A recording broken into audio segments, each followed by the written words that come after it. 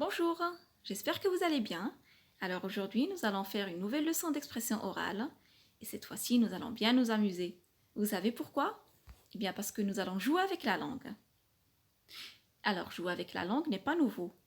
Sachez qu'autrefois, les hommes s'amusaient en créant des charades, des langages codés. Ils jouaient aussi avec les mots, comme ce qu'on a vu au niveau de la leçon de vocabulaire. Vous vous rappelez, on a vu la contrepétrie, le calembour et aussi les anagrammes. Donc, aujourd'hui, nous allons essayer de voir tout ça et nous allons travailler quelques jeux qui vont nous permettre d'enrichir notre vocabulaire et ça va être une façon d'apprendre tout en s'amusant. Et on ne va pas vraiment s'en apercevoir.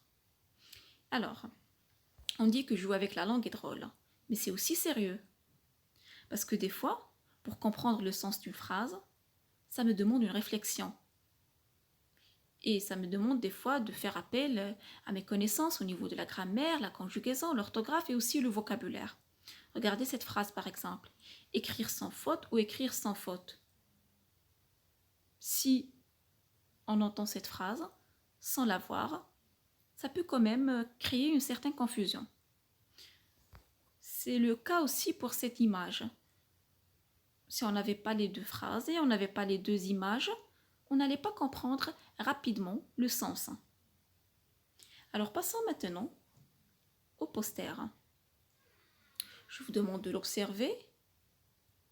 Prenez votre temps et dites-moi combien de personnages nous avons ici. Très bien. On a 4 personnages. On a la dame, les 2 hommes et la petite fille sur le banc. Maintenant, dites-moi où se trouvent ces personnages. Très bien. C'est peut-être un parc ou un jardin public. Ensuite, nous allons passer aux actions, c'est-à-dire ces personnages-là sont en train de faire quoi ou bien de parler de quoi. Donc, dans cette partie-là, mes amis, qui concerne les actions, c'est là où nous allons essayer d'émettre quelques hypothèses. Donc, rien qu'en voyant le poster, on va essayer de deviner de quoi ces personnages-là sont en train de parler. Alors, je vous ai proposé quelques hypothèses. Donc, peut-être les 3 personnages échangent des informations concernant un sujet d'actualité, ou bien ils choisissent l'activité qu'ils vont faire au parc, ou peut-être ils parlent d'un sujet qui concerne la petite fille sur le banc. Donc, pour voir est-ce qu'on va garder ces hypothèses, nous allons passer à l'écoute de l'enregistrement.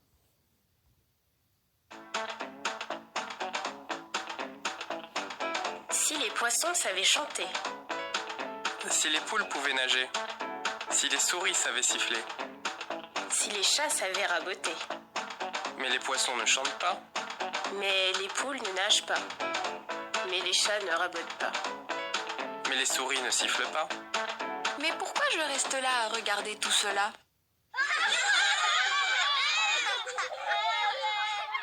Alors, c'est vrai qu'on n'avait pas raison au niveau des hypothèses, mais c'est pas grave.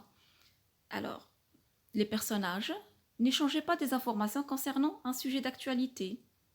Ils ne choisissaient pas l'activité qu'ils allaient faire au parc et ils ne parlaient pas non plus d'un sujet qui concerne la petite fille sur le banc.